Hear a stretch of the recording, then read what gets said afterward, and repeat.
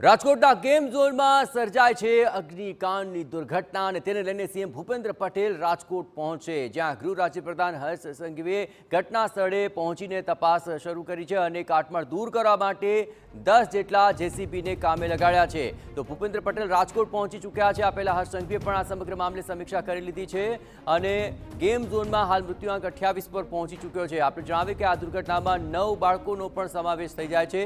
તો હાલ ઘટના સ્થળ પર સીએમ પહોંચી ચૂક્યા છે અને ત્યાં સમગ્ર ઘટનાની સમીક્ષા કરી રહ્યા છે, જ્યાં આ ગેમ ઝોન એ મોતનો ઝોન સાબિત થઈ ચૂક્યો છે। આપણે જણાવીએ કે આ ગેમ ઝોનમાં 28 લોકોના મૃત્યુ નિપજ્યા છે। અહીં આ સમગ્ર ઘટનાને લઈને સીએમ ત્યાં પહોંચ્યા છે અને સમગ્ર ઘટનાને લઈને બારીક નિરીક્ષણ કરી રહ્યા છે અને સમગ્ર ઘટનાને લઈને તેઓ એક બાબતોની સમીક્ષા કરી રહ્યા છે, કારણ કે આ એક ગુજારી ઘટના છે કે જ્યાં અનેક માસૂમ જિંદગીઓ હોમાઈ ગઈ છે, અનેક નિર્દોષો ભૂંજાઈ ચૂક્યા છે। રાજકોટની આ અગ્નિકાંડની ઘટનાની અંદર હવે તપાસ બાદ સાચું અને તલસ્પર્શી કારણ સામે આવશે અને તેને લઈને હર્ષ સંઘવી પણ રાત્રે સમીક્ષા કરવા માટે પહોંચી ચૂક્યા હતા અને હવે મુખ્યપ્રધાન ખુદ ત્યાં પહોંચ્યા છે। આ કરુણાંતિકામાં 9 જેટલા બાળકો પણ હોમાઈ ગયા છે, જ્યાં ગેમ ઝોનમાં આ દુર્ઘટનાને લઈને સીએમ ભૂપેન્દ્ર પટેલ રાજકોટ પહોંચીને સમગ્ર ઘટનાને લઈને તમામ બાબતોની સમીક્ષા કરી રહ્યા છે। આપણે જણાવીએ કે રાજકોટમાં જે અગ્નિકાંડ સર્જાયો તેને લઈને હાલ તપાસનો ધમધમાટ પણ તેજ છે।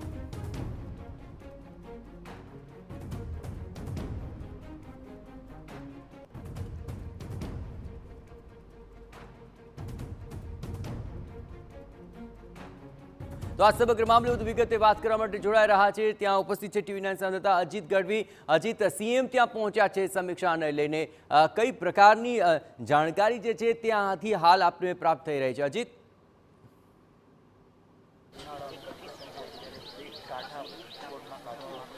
જયેશ, જે ગઈકાલે રાજકોટ ખાતે ટીઆરપી જે ગેમ ઝોન છે તેની અંદર જે કરુણાંતિકા બની તેના હું દ્રશ્યો બતાવીશ। અત્યારે જે આ મોતનો જે કાટમાળ છે તે લેવાઈ રહ્યો છે અને ગુજરાતના મુખ્યમંત્રી છે ભૂપેન્દ્ર પટેલ તે અત્યારે ઘટના સ્થળ પર હાજર છે। તેમની સાથે ગુજરાતના રાજ્યના ગૃહમંત્રી હર્ષ સંઘવી પણ હાજર છે। આ સિવાય જો વાત કરવામાં આવે તો અહીંના રેન્જ આઈજી સહિત રાજકોટના જે રાજકીય આગેવાનો છે તેમાં રામભાઈ મુકરિયા સહિત ભારતીય જનતા પાર્ટીના જે અહીંના રાજ્યસભાના સાંસદ અને ધારાસભ્યો, મેયર સહિત મહાનગરપાલિકાના કમિશનર સહિત કલેક્ટર, તમામ લોકો અત્યારે હાજર છે। આ અત્યારે સમીક્ષા થઈ રહી છે, તપાસ થઈ રહી છે કઈ રીતે મુખ્યમંત્રી છે, આપ જોઈ શકો છો દ્રશ્ય કે મુખ્યમંત્રી જાણી રહ્યા છે કે કઈ રીતે સમગ્ર ઘટના બની, હવે શું થઈ શકે। અત્યાર સુધી એક સૌથી મોટો સવાલ જે એ પણ છે કે આની અંદર અત્યારે 10 થી વધારે જેસીબી, ખૂબ મોટી ટીમ કહી શકાય મહાનગરપાલિકાની, તે અત્યારે કામે લાગી છે। હજુ શંકા છે કે કોઈ પણ મૃતદેહ બળીને કોઈ બાળકનો ક્યાંય હોઈ શકે છે કે અત્યારે મુખ્યમંત્રી જોઈ શકો છો કે આ સમગ્ર જે આ ઘટના છે, જે કાટમાળ છે, આ મૃતદેહોનો જે આ સમગ્ર જે ઘટના બની હતી તે ઘટના સ્થળે પહોંચી અને સમગ્ર સમીક્ષા કરી છે, ચર્ચાઓ કરી છે અધિકારીઓ સાથે। જે એસઆઈટીની ટીમ પણ અહીંયા હાજર છે તેમની સાથે પણ ચર્ચા કરી છે અને પોતે મનથી વ્યથિત હોય તેવું લાગી રહ્યું છે, કારણ કે આ દ્રશ્યો જે જોવા અત્યારે નજર સામે છે, આ જે કાટમાળ દેખાઈ રહ્યો છે તે કાટમાળ નથી, જે બળીને ખાક થયેલો કાટમાળ નથી, પણ મોતનો કાટમાળ કહી શકાય। આ એ જ જગ્યા છે કે જ્યાં 28 જેટલા લોકોના મૃતદેહ અહીંયા ગઈકાલ સાંજે મોતની ચિચિયારો ઊભી થઈ હતી અને એવું કહી શકાય કે જ્યારે રાજકોટના આ એક રાજકોટ માટે દુઃખની ઘટના નથી, આજે માત્ર રાજકોટ દુઃખી નથી પરંતુ સમગ્ર ગુજરાત દુઃખી છે, કારણ કે નાના નાના ભૂલકાઓ, નાના નાના બાળકો પોતાના માતા પિતા સાથે અત્યારે જ્યારે વેકેશનનો સમય ચાલી રહ્યો છે ત્યારે વેકેશનમાં પોતાની મા સાથે, પોતાના પિતા સાથે આવ્યા હતા અને એને ખબર નહોતી કે આ જે અત્યારે પોતાનો બાળક જે અંદર ગેમ ઝોનની અંદર જમ્પ કરી રહ્યો છે તે થોડી વાર પછી, થોડી ક્ષણો પછી, થોડી મિનિટો પછી આગની અંદર જમ્પ કરી જશે તેની કલ્પના નહોતી। પરંતુ આ સમગ્ર જે ઘટના બનવા પામી છે તે ઘટનાને લઈને અત્યારે સમગ્ર ગુજરાત દુઃખી છે, સમગ્ર રાજકોટ દુઃખી છે। ત્યારે રાજકીય આગેવાનોમાં આપ જોઈ શકો છો કે મુખ્યમંત્રીએ અત્યારે ચર્ચા કરી છે, અહીંથી બીજા સ્થળ પર હોસ્પિટલ પણ જે મૃતદેહો છે, પરિવારના લોકો છે તેમની સાથે પણ મળવાના છે, તેમની સાથે પણ ચર્ચા કરવાના છે।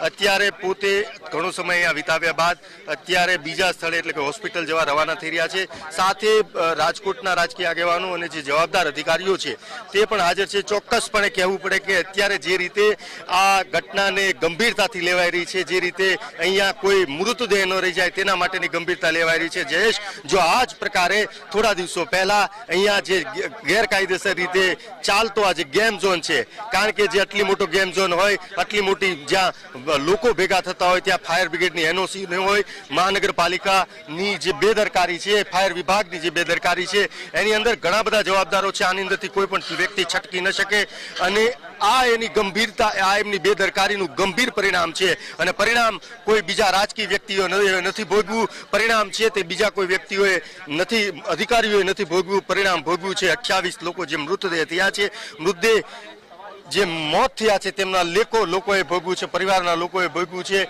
અનેક બાળકો છે, અનેક પરિવારના જયેશ માળા વિખાઈ ગયા છે. અનેક માં છે તે દીકરા વગરની થઈ ગઈ છે, બેન છે તે ભાઈ વગરની થઈ ગઈ છે. આ ઘટના જે છે, આ જે દ્રશ્યો જે સામે છે, કોઈ પણ માણસના રૂવાડા ઊભા કરી દેવા દ્રશ્યો છે. અત્યારે મુખ્યમંત્રી છે તે અહીંયાથી રવાના થઈ ગયા છે બીજા સ્થળે જવા માટે, અને બને એટલા જ રાજ્ય સરકાર પ્રયત્ન કરી રહી છે કે આ ઘટનાની અંદર લોકોને, જે પરિવારને, કારણ કે ખોટ તો કોઈ રાજ્યનો વ્યક્તિ નથી કે આ જે આપ ફાટી પડ્યું છે પરિવાર ઉપર તે પૂરી શકે, પરંતુ પ્રયત્ન થઈ રહ્યો છે કે તેમને સાંત્વના કેવી રીતે આપી શકાય, તેમની મદદ કેવી રીતે કરી શકાય, તે પ્રયત્નો ચોક્કસપણે થયા છે. પરંતુ આ જ પ્રયત્નો જે અત્યારે થઈ રહ્યા છે એ પ્રકારના થોડા અંશે જો પ્રયત્ન મહાનગરપાલિકાના અને રાજકોટના જવાબદાર અધિકારીઓએ, રાજકોટના રાજકીય જે જવાબદાર જે આગેવાન નેતાઓ છે તેમને જો કર્યા હોત તો આ મોતનો જે માતમ જે અત્યારે મનાવાઈ રહ્યો છે રાજકોટ ખાતે તે કદાચ ન મનાવ્યો હોત. આ ઘટના જે છે તે બહુ ગંભીર ઘટના કહી શકાય છે. અત્યારે જે દ્રશ્યો, જે જગ્યાએ હોસ્પિટલ હોય કે અહીંયા ઘટના સ્થળ પર હોય, તે જે દ્રશ્યો જે છે, અને થોડી વાર પછી કરુણતા તો જયેશ કઈ વાતની કે મૃતદેહ ચોક્કસપણે અકસ્માતની ઘટના થઈ છે. અકસ્માતની અંદર પરિવારના અને જેમના એમના મા બાપ છે, જે એમના પરિવારજનો છે, તેમની કરુણતા કેટલી કહી શકાય કે તેમના જે મૃતદેહ છે તેમને છેલ્લી અંતિમ મળી પણ નહીં શકે, કારણ કે મૃતદેહો છે તે મોટા ભાગના મૃતદેહો જયેશ હાલ ઘટના સ્થળ પર શું કાર્યવાહી ચાલી રહી છે? જે જેસીબી મશીન દેખાઈ રહ્યા છે, શું કાટમાળ હટાવાઈ રહ્યો છે કે હજુ પણ મૃતદેહોની શોધખોળ ચાલી રહી છે? અજીત,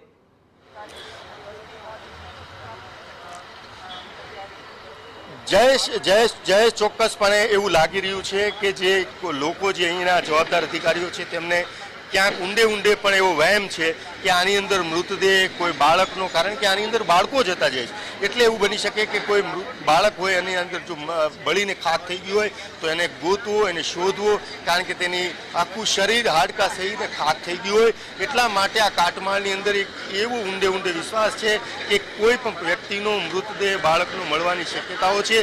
ત્યારે 10થી વધારે જેસીબીઓ જુદા જુદા ભાગમાં કામ કરી રહ્યા છે અને સંશોધન કરી રહ્યા છે. અનેક અધિકારીઓ, ઉચ્ચ અધિકારીઓ, નિષ્ણાંત લોકો પણ ઘટના સ્થળ પર હાજર છે. પ્રયત્ન થઈ રહ્યા છે કે કોઈ જો બાકી રહી ગયું હોય, જો કે અત્યાર સુધી હજી કોઈ એવું નામ નથી આવ્યું, એવું વ્યક્તિ નથી આવ્યું કે ન મળ્યું હોય, પરંતુ આમ છતાં પ્રયત્ન થઈ રહ્યા છે. કારણ કે આ આગની ઘટના છે તેમાં એક અનુમાન લગાવાઈ રહ્યું છે કે વ્યક્તિઓ બળી ગયું હોય, તેમનું મૃતદેહ કોઈ પણ જગ્યાએ ખૂણે ખાંચકે પડ્યો હોય, કારણ કે બળીને બધું નીચે કોલપ્સ થઈને પડ્યું હતું. એટલા માટે અત્યારે જે વ્યવસ્થા છે તે પ્રયત્ન થઈ રહ્યા છે કે કોઈ મૃતદેહ કદાચ મળી જાય.